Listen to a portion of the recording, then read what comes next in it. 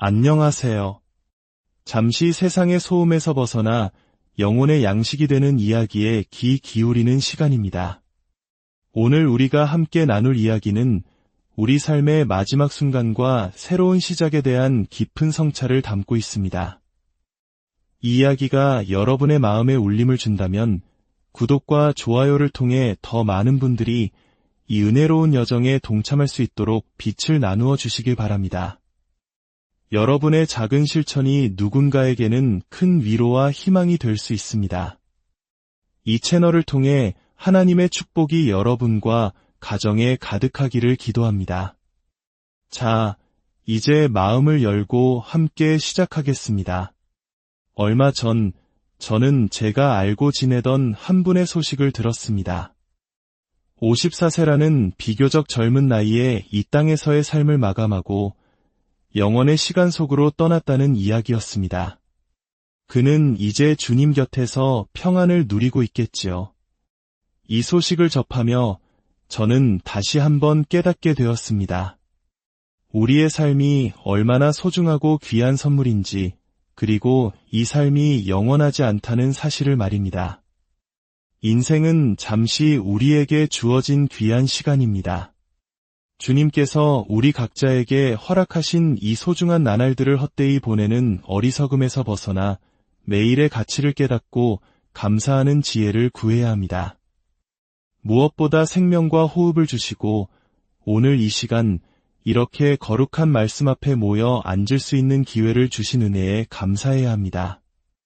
혹시 오늘 처음 이 자리에 오셨거나 저희의 이야기를 처음 접하는 분이 계시다면 진심으로 환영합니다. 이 거룩한 나눔의 공간에 오신 것을 축복합니다. 혹시 아직 그리스도를 따르는 삶을 살지 않는 분이 계시다면 저희는 당신을 위해 염려하고 기도합니다. 죽음이 당신을 하나님 나라 밖에서 맞이하지 않기를 오늘 선포되는 말씀이나 찬양 혹은 홀로 있는 고요한 순간에 성령의 능력으로 빛의 왕국으로 인도되기를 간절히 바랍니다. 그렇지 않으면 영혼의 문턱에서 생애 가장 큰 충격과 후회 속에 눈을 뜨게 될지도 모릅니다. 우리는 지금 마태복음을 통과하는 여정 중 가장 중요한 시리즈의 마지막 부분에 와 있습니다. 1세기경 유대인 사회에서 외면받았으나 그리스도의 제자가 된 마태가 기록한 이 복음서에서 우리는 우리 주 예수 그리스도의 마지막 행적과 마지막 말씀들을 따라가고 있습니다. 누군가 임종을 앞두고 남기는 마지막 말은 그 무엇보다 중요합니다. 그 말이 우리에게 남기는 무게는 실로 엄청나죠. 하물며 우리가 주님이며 구원자라 부르는 분의 마지막 말씀이라면 어떻겠습니까? 우리는 지금 그분의 마지막 말씀이자 미래를 내다보는 예언의 말씀을 공부하고 있습니다. 오늘 우리가 함께 묵상할 말씀은 마태복음 24장 36절에서 51절까지입니다.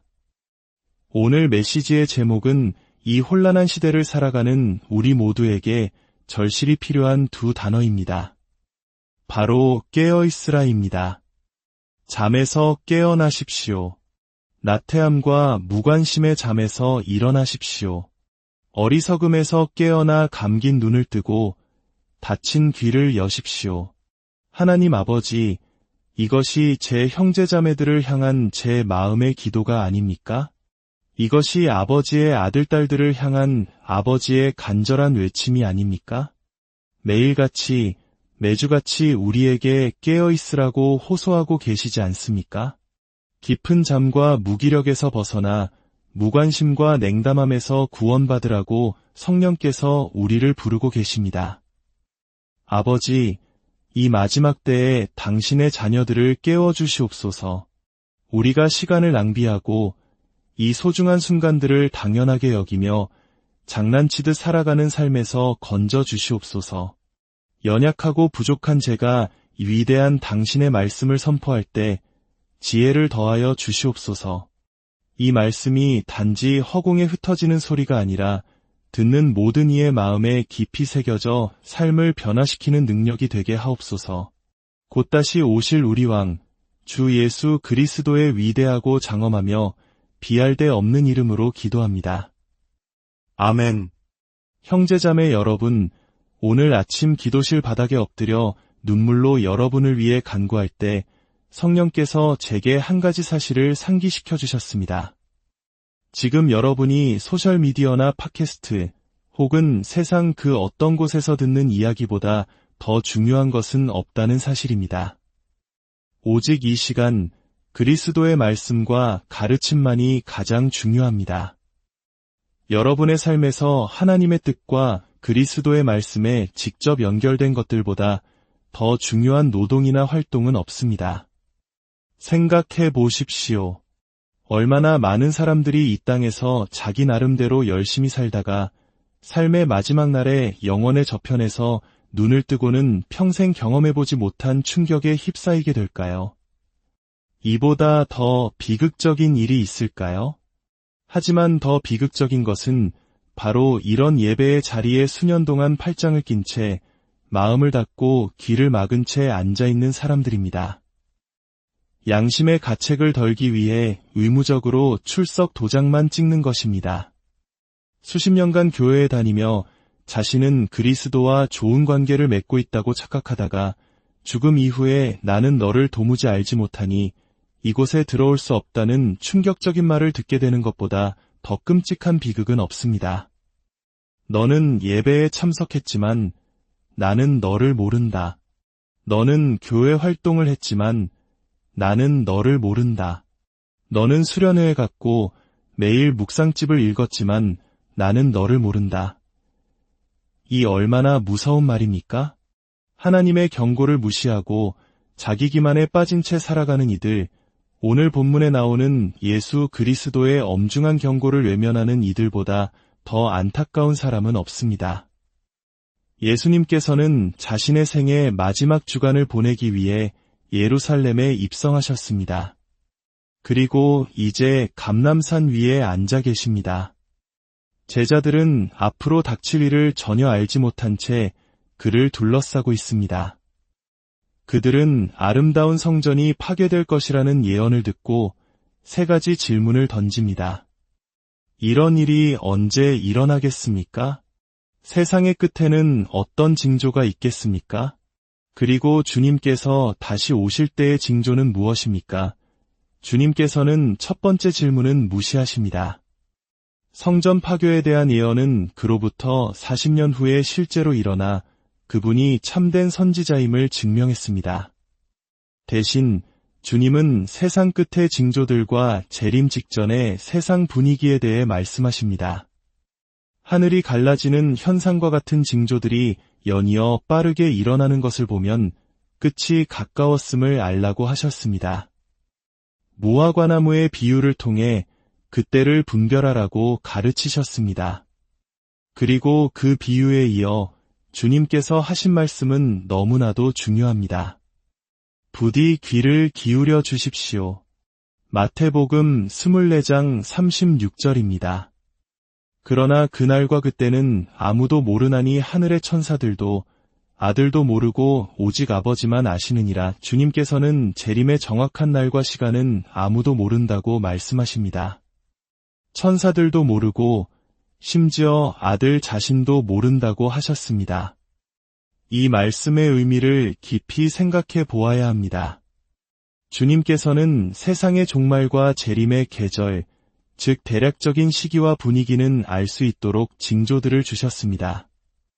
우리는 그분이 돌아오실 때가 가까웠다는 것을 알 수 있습니다. 성경에 따르면 교회의 휴거 사건 이후에 적그리스도가 나타나 세상을 지배하고 이스라엘과 7년 평화 조약을 맺을 것입니다. 그리고 그 조약의 중간에 그것을 깨고 자신을 하나님으로 숭배하라고 강요할 것입니다. 그 후에 하나님께서는 세상에 진노를 쏟으시며 심판을 행하실 것입니다. 요한계시록에 묘사된 나팔과 대접 재앙들이 바로 그것입니다. 그리고 이 7년 환난 기간이 끝난 직후 어느 날 어느 시각에 주님께서 하늘을 가르고 재림하실 것입니다. 우리는 이 일들이 일어날 것을 알지만 정확한 날짜와 시간은 알 수 없습니다. 그러므로 누군가 일어나서 예수님은 몇 년, 몇 월, 몇 시에 돌아오신다고 예언한다면 그는 거짓 선지자입니다. 그의 직분이나 명성, 나이에 상관없이 거짓말하는 자입니다. 왜냐하면 그리스도께서 친히 그분의 입으로 그 날과 그때는 아무도 모른다고 말씀하셨기 때문입니다. 천사들조차 모르기에 꿈이나 환상 속에서 천사가 나타나 날짜를 알려주었다고 말하는 것 역시 거짓입니다. 그것은 천사가 아니라 악마의 속삭임일 뿐입니다. 그런데 가장 놀라운 부분은 아들도 모른다는 구절입니다. 육신을 입은 하나님이셨던 그리스도께서 어떻게 자신이 돌아올 날을 모르실 수 있었을까요? 이것은 빌립보서 2장에 나오는 케노시스, 즉 자기 비움의 신비로 설명할 수 있습니다. 바울은 빌립보 교회에 보낸 편지에서 그리스도께서 영광의 보좌를 버리고 이 땅에 오실 때 스스로를 비워 신적인 본성의 일부를 제쳐두셨다고 기록했습니다. 이는 그분이 온전히 인간이 되어 우리와 똑같은 인간의 삶을 이해하고 경험하기 위함이었습니다. 그 증거로 그분은 우리처럼 기도하셔야 했습니다. 하나님께 더 가까이 가기 위해 우리처럼 금식하셨습니다. 기도와 금식을 통해 성령의 능력으로 충만해진 후에야 첫 번째 기적을 행하셨습니다. 누가복음에서 누가가 기록했듯이 예수님은 어렸을 때 지혜와 키가 자라가며 하나님과 사람에게 더욱 사랑스러워 가셨습니다. 자라갔다는 것은 그분이 성장하며 배워가는 과정이 있었다는 의미입니다. 이처럼 그분은 우리와 똑같은 완전한 인간이셨기에 모든 시험과 유혹을 이해하실 수 있었습니다. 히브리서 기자는 바로 이 때문에 우리가 두려워 말고 담대하게 은혜의 보좌 앞으로 나아가야 한다고 말합니다. 우리에게는 우리의 모든 연약함을 체휼하시는 대제사장이 계시기 때문입니다. 마음이 아플 때 담대하게 나아가십시오. 머리가 복잡할 때 담대하게 나아가십시오. 불안감과 싸울 때, 결혼 생활에 어려움이 있을 때, 재정적인 필요가 있을 때, 정욕과 싸우고 중독에 얽매여 있을 때, 수치심을 느끼고 자격이 없다고 느껴질 때 담대하게 주님께 나아가십시오. 넘어지고 실수했을 때, 죄를 짓고 주님에게서 멀어졌을 때, 성경 읽기와 기도를 멈추고 교회에 나가지 않게 되었을 때 숨지 마십시오. 담대하게 돌아오십시오. 주님은 모든 것을 알고 당신을 기다리십니다. 로마서 8장 1절 말씀처럼 그러므로 이제 그리스도 예수 안에 있는 자에게는 결코 정죄함이 없나니 당신이 얼마나 심하게 실패했는지는 중요하지 않습니다. 담대하게 그분께 돌아갈 수 있습니다. 예수님께서는 이 땅에 계실 때 우리와 같은 인간이셨기에 그 말씀을 하신 시점에서는 재림의 날과 시간을 모르셨을 것입니다. 물론 지금은 아버지의 우편에 앉아 계시니 그 날과 시간을 아실 것이라 믿습니다. 마치 영원의 문고리를 잡고 아버지께서 이제 가라고 말씀하시기만을 기다리고 계실 것입니다. 이 모든 사실을 고려할 때 우리는 어떤 자세로 살아야 할까요? 주님께서는 노아의 때를 예로 드십니다. 37절입니다. 노아의 때와 같이 인자의 임함도 그러하리라. 홍수전에 노아가 방주에 들어가던 날까지 사람들이 먹고 마시고 장가 들고 시집가고 있으면서 이 구절에서 우리는 세 가지 중요한 진실을 발견합니다. 첫째, 예수님께서는 노아라는 인물과 전 지구적인 홍수 사건이 신화가 아닌 실제 역사였음을 친히 증언하십니다. 세상 사람들이 창세기의 기록을 비웃을 때 우리는 그들의 말을 믿을 것인지 그리스도의 말씀을 믿을 것인지 선택해야 합니다. 둘째, 노아는 500세에 방주를 지으라는 명령을 받았습니다. 그리고 600세에 방주에 들어갔습니다. 이는 그가 100년이라는 긴 세월 동안 배를 지었다는 의미입니다. 그의 전체 생애가 950년이었으니 이것은 오늘날 우리로 치면 인생의 10년 이상을 아무도 이해해주지 않는 단 한 가지 일에 순종하며 보낸 것과 같습니다. 그는 마른 땅 위에서 비 한 방울 본 적 없는 사람들의 조롱과 비웃음 속에서 100년간 묵묵히 방주를 지었습니다. 여러분, 주님은 우리에게 이해받으라고 부르신 것이 아니라 순종하라고 부르셨습니다. 사람들이 왜 그런 선택을 하는지, 왜 그런 삶을 사는지 이해하지 못할 때에도 우리는 주님의 말씀에 순종해야 합니다. 셋째, 베드로후서 2장 5절은 노아가 의를 전파하는 자였다고 기록합니다. 즉, 그는 100년 동안 방주를 지으면서 동시에 사람들에게 임박한 심판에 대해 경고하며 이의 복음을 전파했던 것입니다. 짓고, 전하고, 짓고, 전하고. 사람들은 무시했지만 그는 멈추지 않았습니다. 마침내 첫 빗방울이 떨어지고 물이 차오르자 사람들은 뒤늦게 방주 문을 두드리며 들여보내 달라고 애원했지만 문은 이미 닫힌 후였습니다. 비가 내리기 전에 경고의 말씀을 들었어야 했습니다. 노아 시대의 사람들처럼 오늘날 우리도 하나님 없이 그분의 말씀과 경고 없이 그저 먹고 마시고 결혼하며 일상에만 몰두하며 살아갑니다. 자신만의 왕국을 건설하느라 분주합니다. 그렇게 하나님의 뜻을 외면한 채 살다가 결국 심판의 날에 갑자기 휩쓸려 가게 될 것입니다. 40절에서 주님은 그날에 일어날 일을 묘사하십니다. 그때에 두 사람이 밭에 있음에 한 사람은 데려가고 한 사람은 버려둠을 당할 것이요 두 여자가 맷돌질을 하고 있음에 한 사람은 데려가고 한 사람은 버려둠을 당할 것이니라. 많은 사람들이 이 구절을 휴거에 대한 말씀으로 오해하지만 문맥상 이것은 주님의 재림 때 있을 심판을 의미합니다. 여기서 데려감을 당한다는 것은 하늘로 들려 올라가는 것이 아니라 심판을 위해 따로 분리된다는 뜻입니다.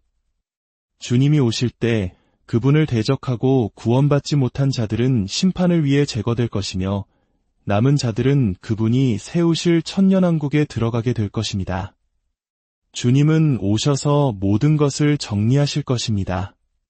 사람들이 방심하고 평생 교회를 다니면서도 영적으로 잠들어 있을 것이기 때문에 주님은 42절에서 다시 한번 강조하십니다. 그러므로 깨어 있으라. 어느 날에 너희 주가 임할는지 너희가 알지 못함이니라. 매일 주님의 오심을 기대하며 살아가십시오. 어떻게 깨어 있을 수 있습니까? 기도 생활을 하십시오. 말씀을 아십시오. 신실한 믿음의 공동체 안에 거하십시오. 무기력과 죄와 교만에서 벗어나 그리스도를 추구하십시오. 깨어있고 경계하며 정신을 차리십시오. 그리고 당신의 마음을 점검하여 정말로 구원받았는지 확인하십시오. 이것이 단지 종교 생활입니까? 아니면 살아있는 관계입니까? 주님은 이 경고를 단순한 이야기로 강화하십니다. 43절입니다. 너희도 아는 바니 만일 집 주인이 도둑이 어느 시각에 올 줄을 알았더라면 깨어있어 그 집을 뚫지 못하게 하였으리라. 이러므로 너희도 준비하고 있으라. 생각하지 않은 때에 인자가 오리라. 만약 어떤 집주인이 새벽 3시에 도둑이 들 것을 정확히 안다면 그는 만반의 준비를 하고 깨어 기다릴 것입니다. 잠들지 않고 경계하며 그 순간을 대비할 것입니다. 주님이 하시고자 하는 말씀의 핵심은 이것입니다. 나는 내가 올 것이라고 이미 너희에게 말했다. 그러니 언제 준비해야 하는가? 바로 지금이다. 언제 올바르게 살기 시작할 것입니까? 언제 순종하고 언제 신실해질 것입니까?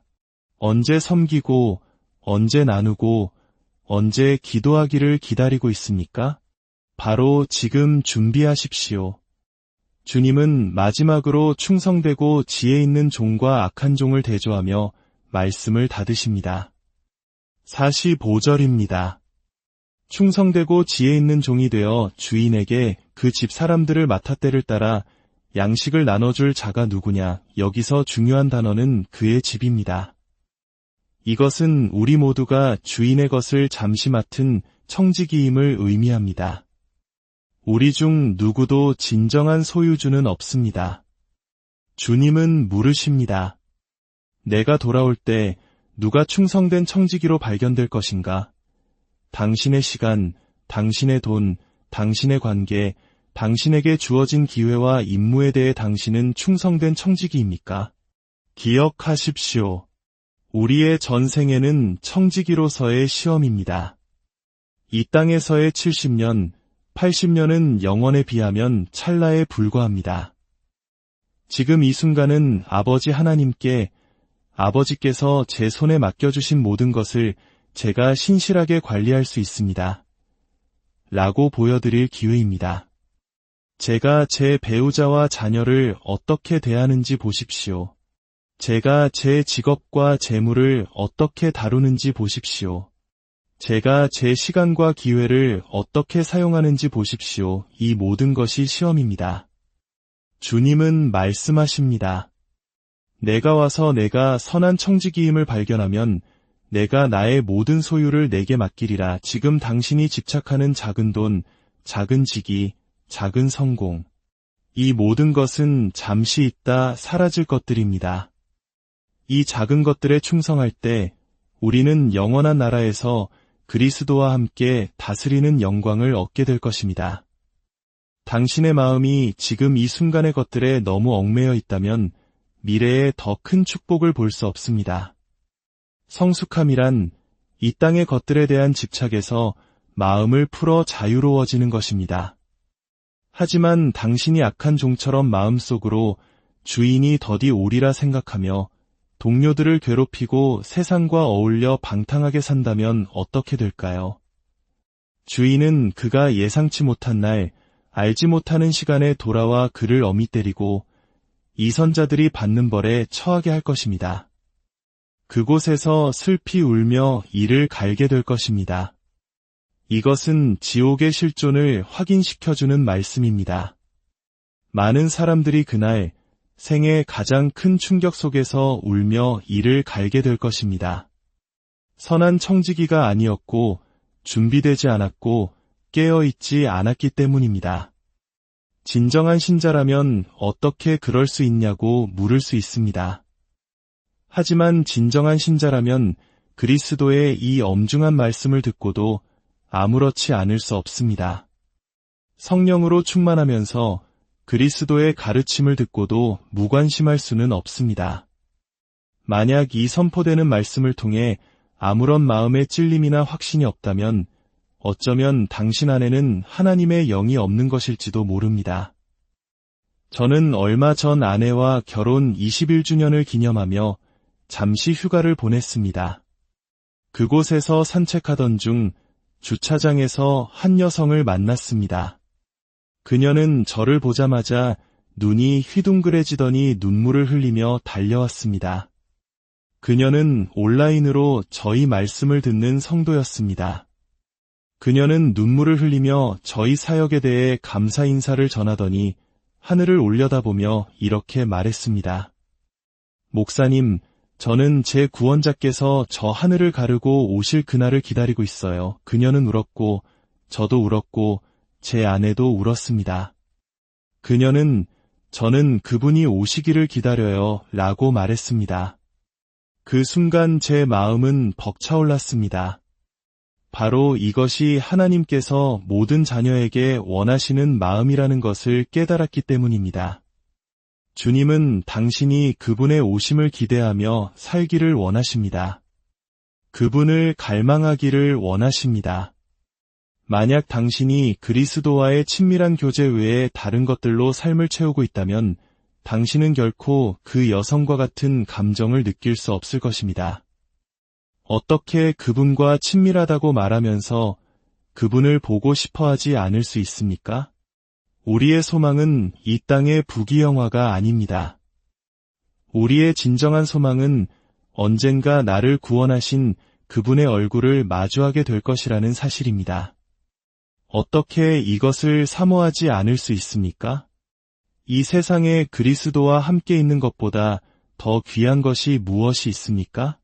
제 사역도, 명성도, 재물도 아닙니다. 제가 가진 그 어떤 것도 언젠가 제 구원자와 영원히 연합될 그날보다 더 가치 있지는 않습니다. 기도에 더 많은 시간을 보내고 말씀에 더 많은 시간을 보낼수록 그분께 더 가까이 다가갈수록 저는 더욱 그분과 함께 있고 싶어집니다. 여러분의 마음이 그리스도가 아닌 다른 것들로 가득 차 있기 때문에 그분을 갈망하지 않는 것입니다. 주님은 우리가 그분을 보기 원하고 그분을 보기 소망하기를 원하십니다. 출근길에 차를 몰면서 하늘을 바라보며 이렇게 고백하기를 원하십니다. 언젠가 나는 저 구름 너머 당신과 함께 있을 것입니다. 언젠가 나는 어린 양의 혼인 잔치에 참여할 것입니다. 언젠가 나는 나의 모든 고통과 눈물과 죄에서 구원받을 것입니다. 진정한 보상은 이 땅에서의 성공이 아닙니다. 진정한 보상은 사도 바울처럼 고백할 수 있게 되는 것입니다. 나는 선한 싸움을 싸우고 나의 달려갈 길을 마치고 믿음을 지켰으니 이제 후로는 나를 위하여 이의 면류관이 예비되었으므로 그때 우리는 그 면류관을 받아 그분의 발 앞에 내려놓고 그분의 피로 희게 된 우리의 옷을 바라보며 그리스도께서 우리를 위해 행하신 일에 대해 영원토록 감사하게 될 것입니다. 이보다 더 위대한 것은 없습니다. 이 삶에서 당신이 가진 그 어떤 것도 그보다 더 위대하지 않습니다. 이제 모든 머리를 숙이고 모든 눈을 감으십시오. 이 자리에 혹은 화면 너머에 하나님으로부터 멀리 떨어져 있는 분들이 계실 것입니다. 종교 생활이라는 연극을 하며 살아왔지만 당신은 방주의 문이 닫힐 때 밖에서 문을 두드리게 될 운명일지도 모릅니다. 그러나 주님은 당신이 멸망하기를 원치 않으셔서 그의 아들을 보내 십자가에 못 박혀 당신의 죄를 대신 지게 하셨습니다. 누구든지 자기 죄에서 돌이켜주 예수 그리스도를 믿으면 구원을 얻을 것이라고 약속하셨습니다. 이제 당신의 마음속 그 자리에서 기도하기 시작할 때입니다. 주님, 제 죄를 용서하여 주옵소서. 제 삶을 주님께 온전히 드립니다. 더 이상 장난치지 않겠습니다. 저의 모든 것을 당신의 모든 것을 위해 드립니다. 항복하십시오. 다음 주에 이 기회가 다시 오지 않을 수도 있습니다. 이제 저와 함께 기도하겠습니다. 하나님 아버지, 성령의 능력으로 이 시간 결단하는 영혼들을 구원하시고 빛의 왕국으로 인도하여 주심에 감사드립니다. 그들의 이름을 어린 양의 생명책에 기록하여 주시고 그들의 죄를 씻어주시며 당신의 아들딸로 삼아 주옵소서.